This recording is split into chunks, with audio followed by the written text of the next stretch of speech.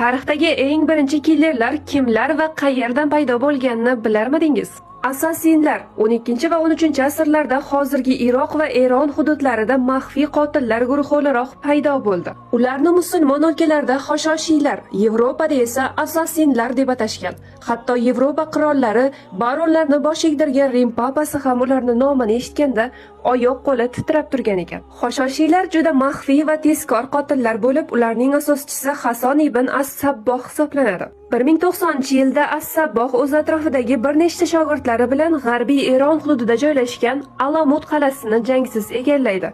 Hoshoshiylarning asosiy maqsadi Saljuqiylar davlatini yo'q qilish edi. Ular qurbonini kerak bo'lsa 10 yildan 20 yil davomigacha kuzatgan va o'z o'ljasini faqatgina xanjar orqali o'ldirgan.